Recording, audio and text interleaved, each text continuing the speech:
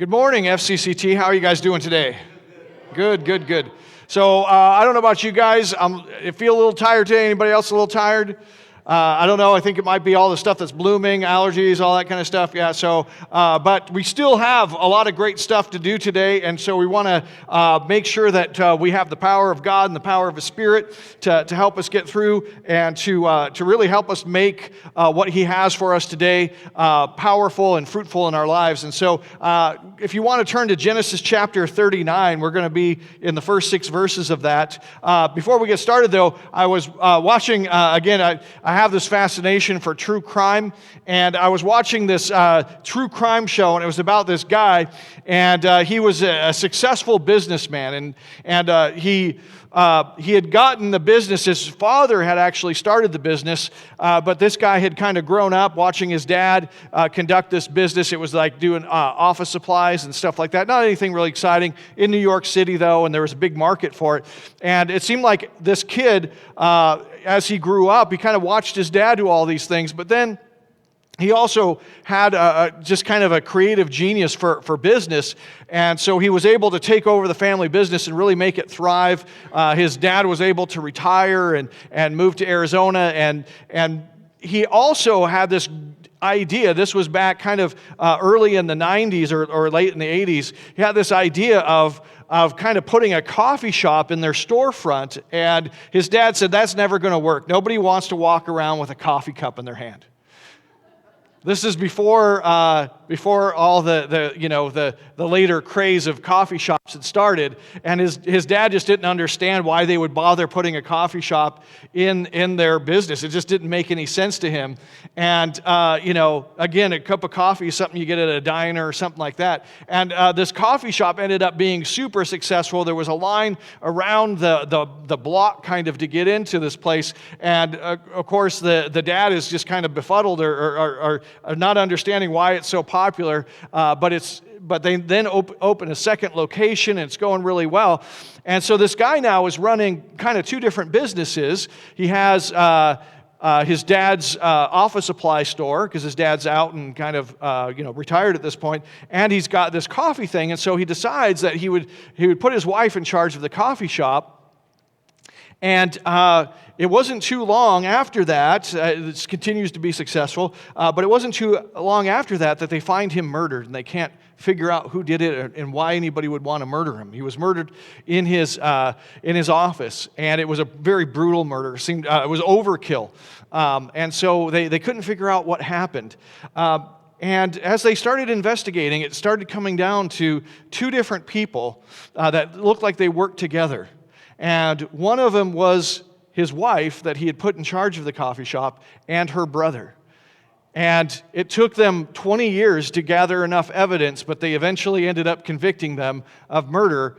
And it made people wonder, well, why in the world would they do such a thing? Why in the world? How could this be? Like, the wife, before being put in charge of the coffee shop part of the business, she had been a dental hygienist, and so this was kind of a big move up for her, a big opportunity, and nothing seemed to be wrong in the relationship. They couldn't figure out what was going on, and it wasn't until they ended up talking to her former boss that they realized that she had been stealing money from her former boss, and her former boss had caught on to that and had come to her and said, look, you either repay the money or I'm going to the police. And so in her need for money, her and her brother hatched apparently this scheme to kill the husband, and she ended up getting over $1 million in his life insurance and selling the company, and within a few years was back to being a dental hygienist. Well, there's a contrast to that story, and the contrast that we see is Genesis chapter 39. And what we see here in Genesis chapter 39 couldn't be more different than the story I just told you. In the story I just told you, somebody had been trusted with a lot and had been found being untrustworthy. They had then been given a lot, and rather than making it fruitful, they saw it all slip away. And they couldn't personally be trusted in any way, shape, or form. In Genesis chapter 39, verse 1 through 6, we have this story of of Joseph, and I want to read you this story. It says, "Now Joseph had been brought down to Egypt, and Potiphar, an officer of Pharaoh, the captain of the guard, an Egyptian, had bought him from the Ishmaelites who had brought him down there." Now remember, what's happened here is that Joseph has had this vision of his family bowing down to him. And this is an important part of the story. Joseph has had this vision, and his family bows down to him in these visions that he's had, these dreams that he's had, and he doesn't seem to be kind of like the rest of the family doesn't seem to be keen on the meaning of these visions. His brothers, in fact, end up, they throw him in a pit, and they're going to kill him, remember, but then they decide there's more money in it to sell him to slave traders, and so they do that, and so he's now down in Egypt, and he's being purchased by Potiphar, and he has a great reason to be very bitter. Right? Here's the thing. Put yourself in this place where God has given you these visions of your family bowing down to you and all this kind of stuff. He's given you these visions of being like a king to your family, and what has end up happening instead is that you're now being sold in a slave market in Egypt.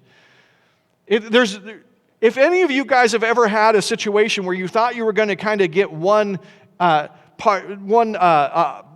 basic what do I want to say here? There was one outcome that you were going to have, and you ended up getting another one instead, right? Have you guys ever experienced that? And then you ask God, why? Why in the world did this happen to me, God? Why is it that you didn't give me what I thought I was going to get here? And what happens is enough of those things build up in your life, and it's really easy to become bitter. It's easy to start to think that you deserve more than what you are getting. And in fact, maybe that's what happened with this woman who decided to end up killing her husband because she had been stealing from her former boss. She deserved more, in her own mind at least. She deserved more. She deserved more out of life. But what we have here is Joseph. He's in a position where he could have that same feeling. And it says in verse 2, "The Lord was with Joseph, and he became a successful man, and he was in the house of his Egyptian master." Verse 3 says, "His master saw that the Lord was with him, and that the Lord caused all that he did to succeed in his hands. So Joseph found favor in his sight and attended him, and he made him overseer of his house and put him in charge of all that he had. From the time that he made him overseer in the house and over all that he had, the Lord blessed the Egyptian's house for Joseph's sake. The blessing of the Lord was on all that he had in house and field. So he left all that he had in Joseph's charge, and because of him he had no concern about anything but the food that he ate." So basically, he puts Joseph in charge of everything that he has, and he has no concern about anything because Joseph is being so honorable in the way that he serves him. Completely opposite of the story that we started with. The thing is that a lot of times when we're put in a position of humility and a position of service, we become embittered. But we don't understand that God is actually trying to give us true riches, and he's trying to make us salt and light in the world. And so what I want us to learn from this is that our job is to light the world, and the pathway to that is humility, humiliation, and service. Now, when we say the word humiliation, a lot of times we think just only negative, but let me help you to understand that Joseph in this story has been humiliated. He has gone from wearing the coat of many colors to being his father's favorite to being somebody who is sold into slavery and is now serving an Egyptian. He's serving somebody who is not a God-fearer.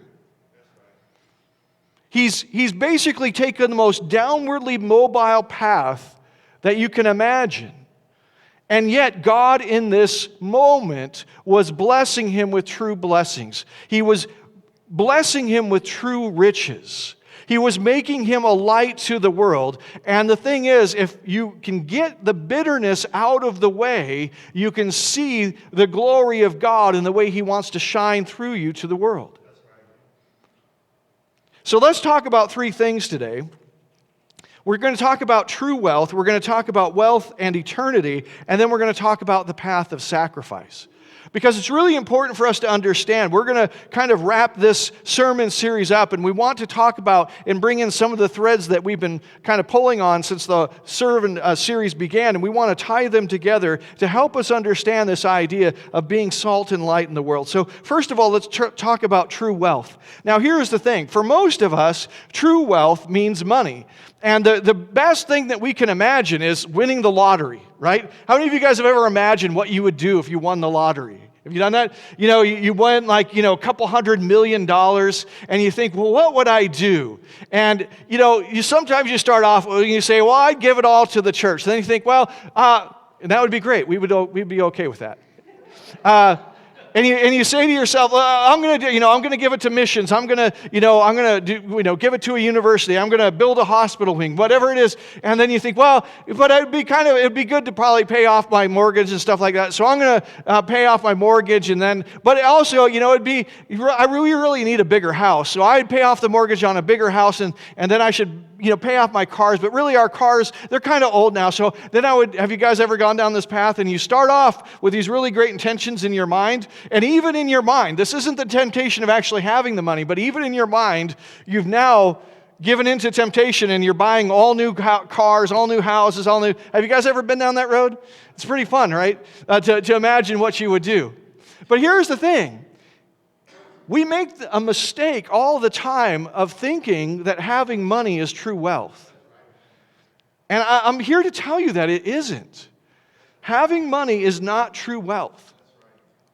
Winning the lottery and kind of thinking about your dream life, the idea might be fun as a mental exercise. We shouldn't make the mistake of thinking that somehow that if we were ever put in that position, well, then we would have true wealth. The thing that's true is that most people, if they have the choice, they'll pursue wealth through power. And the thing is that we can see this very clearly in our culture and our society, but also in the cultures of the world. The interesting thing is that in times of our economy, let's say, shrinking or having trouble, you can look around and a lot of the powerhouse places of our country will be, making less money. The tax returns are going to be less from, Silicon Valley and maybe, other parts of the country that are known for being contributors to our economy. But one of the interesting things is a lot of times, even in the midst of those economic downturns, the areas around Washington, D.C. will still be growing and gaining in their wealth. And the thing that's interesting about that is it's hard to understand how people can be public servants for their whole lives and end up extraordinarily wealthy. That doesn't just happen in our country, but I think it's happened probably in every country and in every society in the history of the world. The reality that we have here is that the easiest way to wealth is power. The most certain way to wealth is power. Now, I'm not talking about real wealth, but I'm talking about worldly wealth. What is power and why do people pursue it? Well, power is the ability to get things without exchange.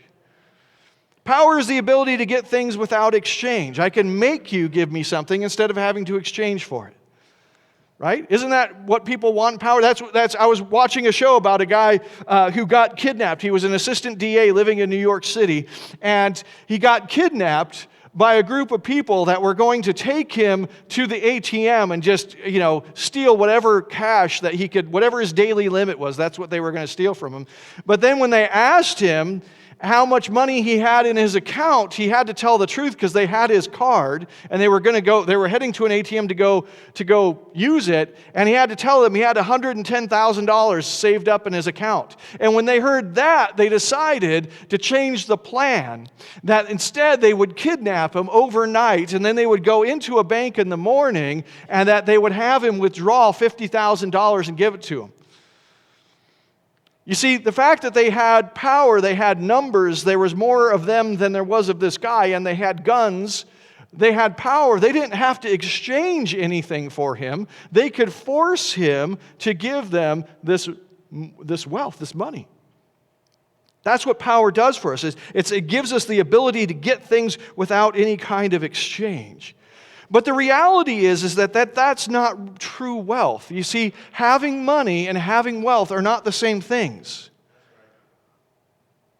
True wealth, well, let me ask you this. How many of you believe that God is the person that has the most true wealth in existence? Any of you guys?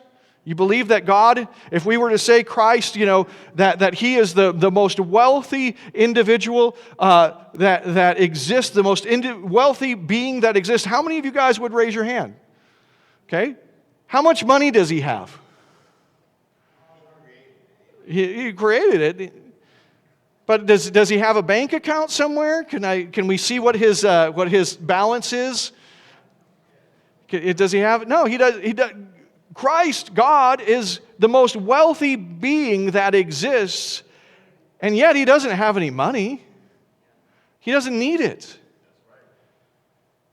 You see, that's not what true wealth is. True wealth is not money.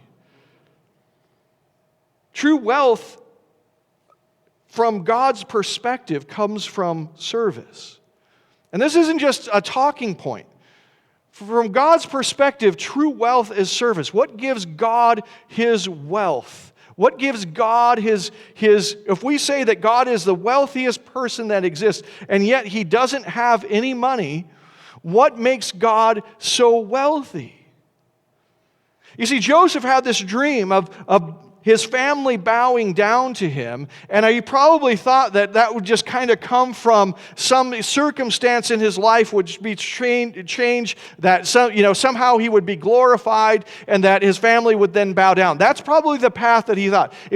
How many of you guys, if you had that dream of your family bowing down to you, would think that something would happen? Maybe you would become the next American Idol, America's Next Top Model, America's Got Talent. You'd be some kind of conglomeration. Somehow you'd be America's Next whatever. Okay, and you would then rise to glory, and your family would bow down. Is that the path you think would happen? Or maybe you would go off and get some kind of degree and become some kind of world famous whatever. That somehow there's some pathway from where you're at to your family bowing down, and it would be kind of a straight line up. Is that what you would think if you had that vision? Here's the thing, that's not what happens, right? The route of humility and service is the route that God has Joseph take, because the route of humility and service is the route of true wealth. Becoming able to serve, becoming able to bring life, comes from dying to yourself. It comes from the ability to die to yourself, not what do I need. You see, here's the thing. You go, as a human being, you grow up and you become a teenager and you think, well, what do I want out of life? How do I get what I want? That is not the way of true wealth. That's not the pathway that God gives us to true wealth. All authority was given to Jesus. All glory was given to Jesus. Jesus sat down at the right hand of the Father. Jesus is given all glory and dominion on earth. Everything belongs to Him now. But the pathway was not a straight up line. The pathway was down to earth, to death on the cross. The pathway was the pathway of service and death to self. You see, when you stop asking, what do I want and what do I need, but what do the flocks need? What do the fields need? What does the vineyard need? What does the orchard need? And you start providing the things that they need, you start becoming a useful person, and you start being able to develop the things around you, and you start being able to serve and make things grow, you become somebody of true wealth. You see, what happened is that you have this guy Joseph, and he gets taken into slavery, but then he becomes the indispensable man for Potiphar. Why? Because everything that's placed in his hands prospers. Well, how does that happen? We tend to gloss over that. We read that verse and, well, everything he does prospers. But how? Because he stopped worrying about himself. He stopped saying, isn't it terrible that this happened to me? Isn't it terrible that my brothers sold me into slavery. Isn't it terrible? And he started thinking about, well, what do these things that I've been put in charge of need? What do the flocks need to grow and to thrive? What does the vineyard need to become all that it can be? What does the orchard need to become fruitful and productive? And he starts giving, serving, giving himself to these things, and all of a sudden now he has something to give. You see, wealth is when you have something to give. Wealth is when you have an abundance coming out of you that overflows. And if all you know is what you want and what you need, you have no abundance. You're a black hole. You're a negation.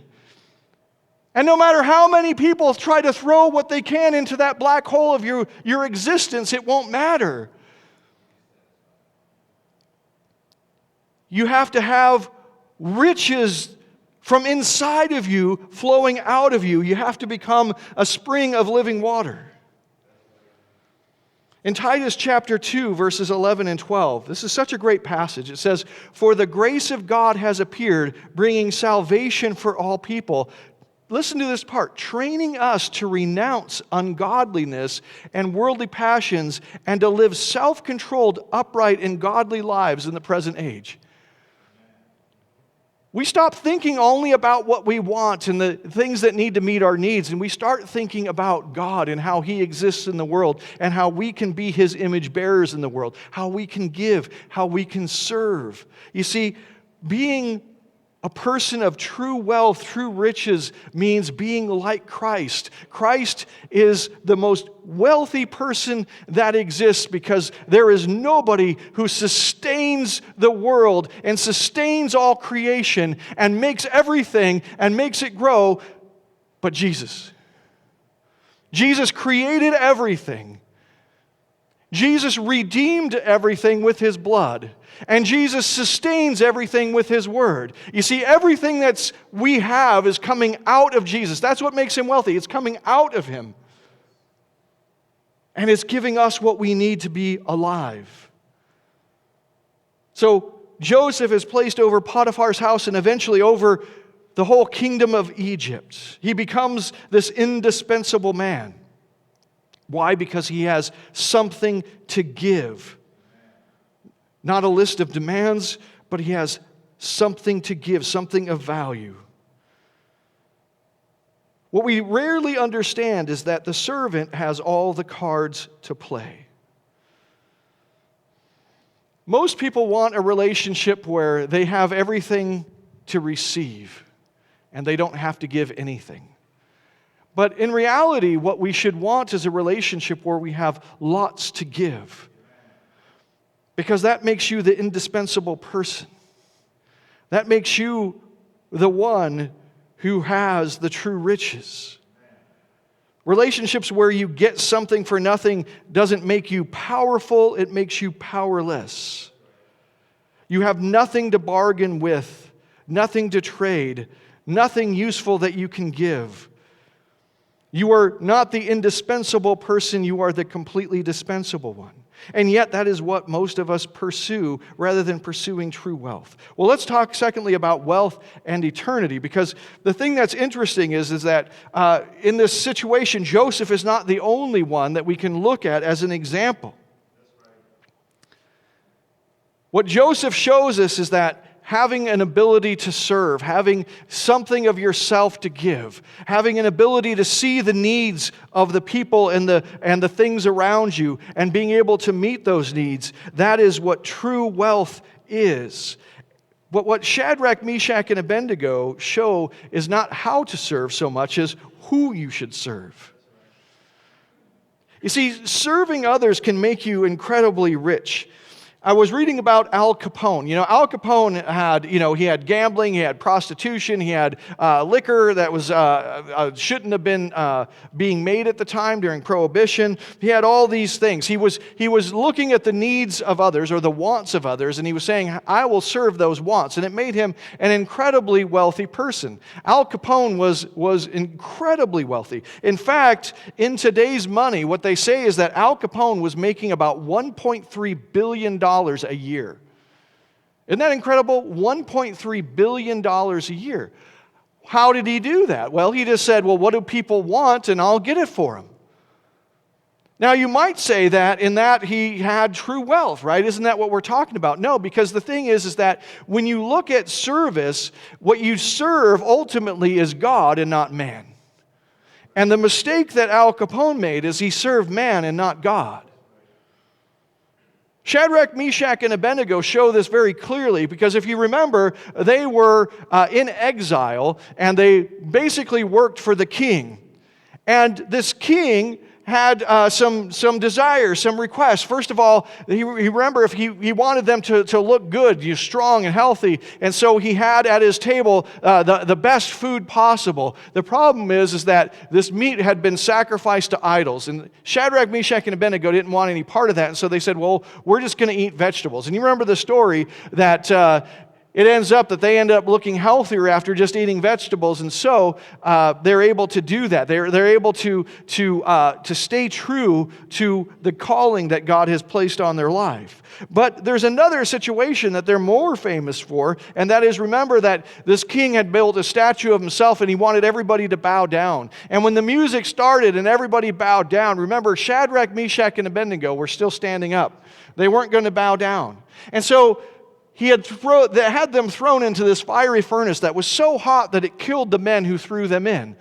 And if you recall, there's an interesting part of the story where the king, he looks and he sees not 3 men in the fiery furnace, but 4. Now you might say to yourself,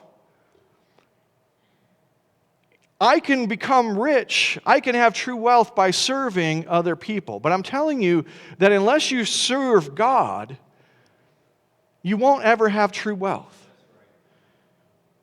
In fact, your wealth, you'll have some money, but it's not eternal. It's not spiritual. And because of that, it won't last. Al Capone doesn't have his wealth and his riches anymore. They're gone. But if you serve God, you have riches that are eternal. And Shadrach, Meshach, and Abednego, they could have gone along. They could have said, okay, well, here's the situation. We're here now. You know, our country's kaput. We might as well follow this guy. We might as well do what he says. We might as well serve man, and we can prosper. We can rise up through the ranks. Maybe we can become like Joseph and be second in command. But see, the difference is Joseph didn't have to give up on who he was and what God called him to be. He was serving God first. And the situation that this king put Shadrach, Meshach, and Abednego in is they would have to give up their integrity. They would have to serve him instead of serving God. They wouldn't be serving God by serving him. They'd be serving him instead of serving God. And so they decided, we're not going to do this. Now, the other choice that you think they could have made is they could have said, well, we'll just serve ourselves here. We'll stay safe. And we'll serve this king outwardly, but inwardly we'll still be serving God. And I think in history, there's a lot of times where that choice gets made by a lot of people. They decide to outwardly serve something while inwardly they're serving God. But notice something interesting, that would not have led to the outcome that happens. You see, the thing that's interesting here is eternal wealth is something that goes far beyond us. It's something that has a life that goes way beyond what we could have expected. The outcome of eternal wealth is not only eternal in its longevity, but it's eternal in its scope. It's bigger than we could possibly imagine. It carries on without us.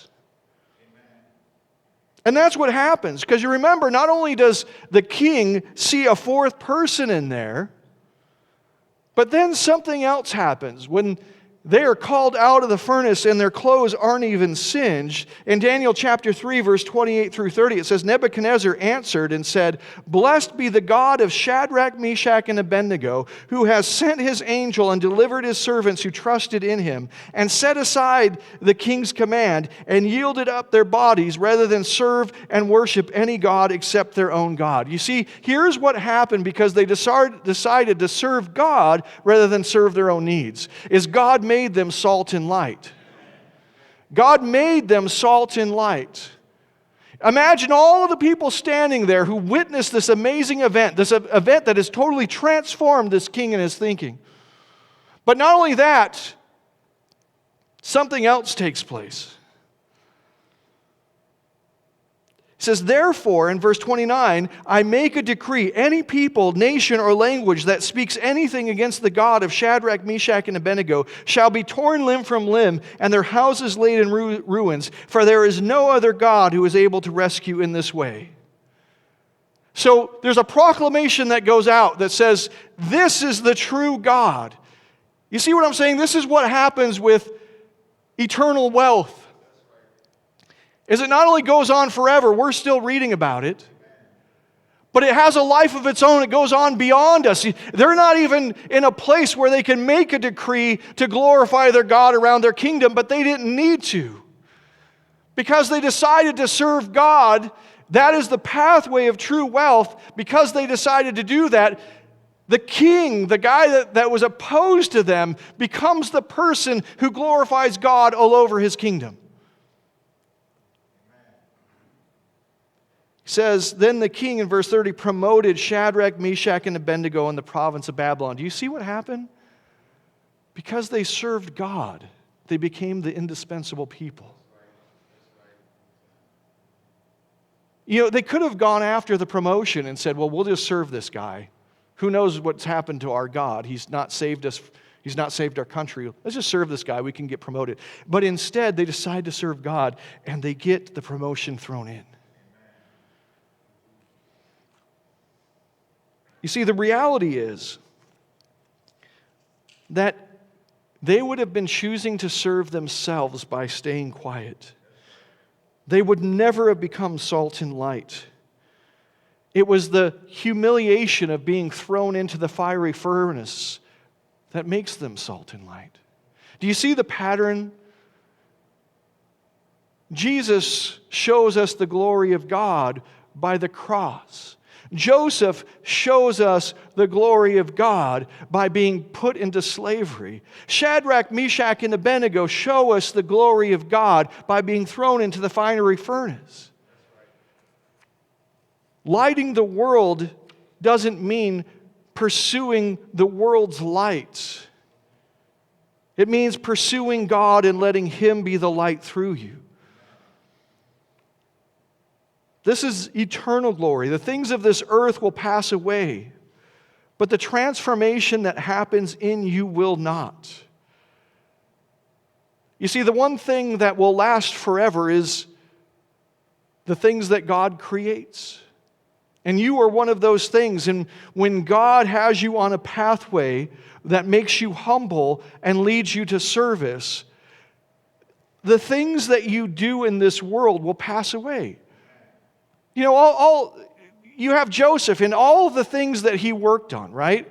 All of the vineyards or whatever, the herds, whatever it was that Potiphar had him doing, all those things are gone now.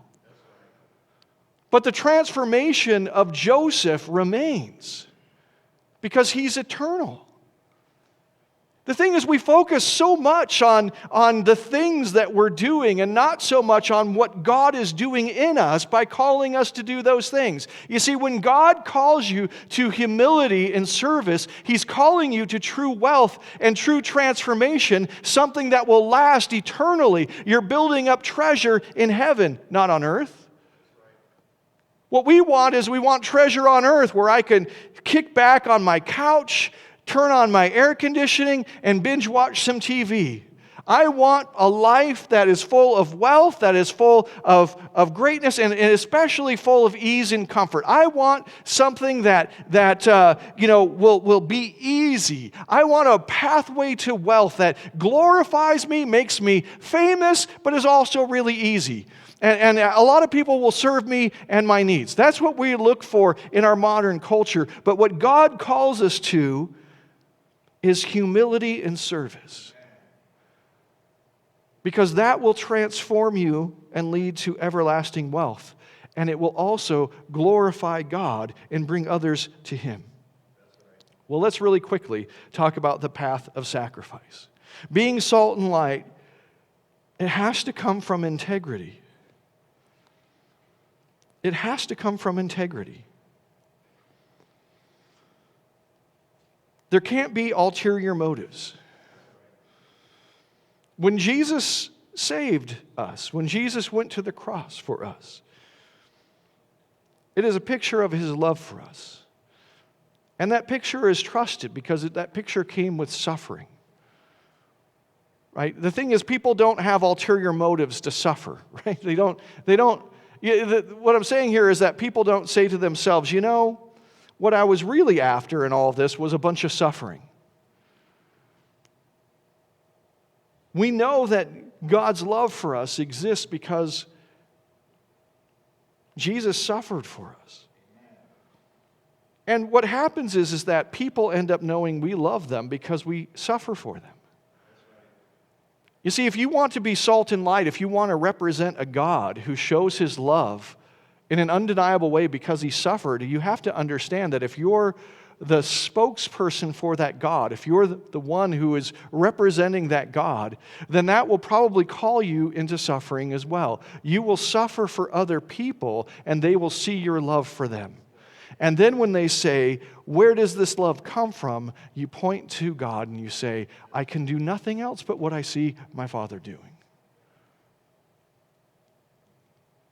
You see, that's what the path of sacrifice is.